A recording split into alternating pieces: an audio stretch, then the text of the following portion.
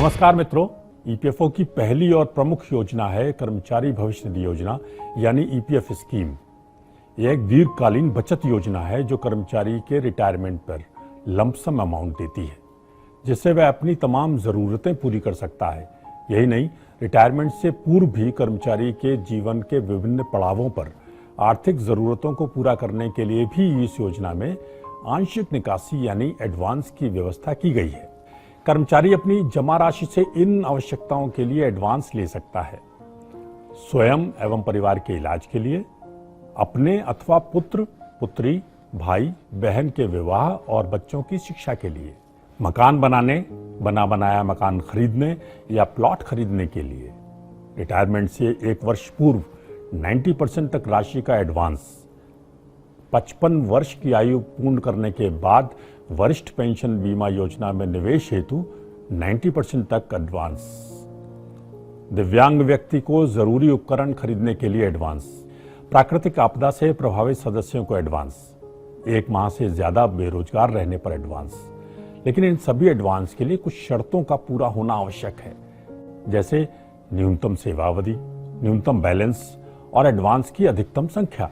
किसी भी प्रकार के एडवांस में आप एक बार में अधिकतम कितनी राशि ले सकते हैं वह भी योजना में निर्धारित है। और अब बात दूसरी योजना की, यानी कर्मचारी पेंशन योजना।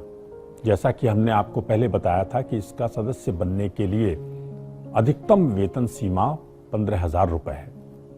इस योजना के सदस्यों को रिटायरमेंट पर पेंशन दी जाती है, जिससे वह आसानी से अपना जीवन यापन कर सके। इसके तहत कई तरह की पेंशन मिलती है, जैसे सदस्य को 58 वर्ष की आयु पूर्ण करने पर मासिक पेंशन मिलती है। इसके लिए न्यूनतम सदस्यता अवधि 10 वर्ष है।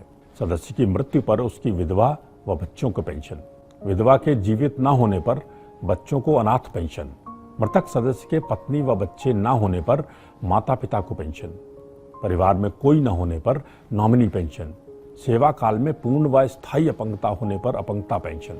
सदस्य पेंशन को छोड़कर अन्य किसी भी पेंशन के लिए न्यूनतम सेवा अवधि की शर्त नहीं है, अर्थात सदस्य की मृत्यु की स्थिति में 1 माह की सेवा पर भी सदस्य के आश्रितों को पेंशन दी जाती है। ईपीएफओ की तीसरी स्कीम है ईडीएलआई स्कीम। ईपीएफ योजना का प्रत्येक सदस्य इस योजना का सदस्य स्वतः बन जाता है। इस योजना में सदस्य को कोई अंशदान नहीं देना पड़ता है और केवल नियोक्ता 0.5% कंट्रीब्यूशन देता है। इस योजना के तहत सेवा काल में सदस्य की मृत्यु होने पर परिवार या नॉमिनी को एक मुश्त बीमा राशि मिलती है, जो सदस्य के ईपीएफ अकाउंट में पिछले 12 माह के बैलेंस पर निर्भर करती है। ये राशि अधिकतम 7 लाख रुपए तक हो सकती है। मित्रों, अपने 7.5 करोड़ से ज्यादा सदस्यों तक भारत सरकार की योजनाओं को पहुंचाने के लिए ईपीएफओ अपने 21 जोनल कार्यालयों के सुपरविजन में 139 क्षेत्रीय कार्यालयों और 113 जिला कार्यालयों के माध्यम से लगातार कार्यरत है। दोस्तों, ये थी ईपीएफओ की तीनों योजनाओं की जानकारी। धन्यवाद।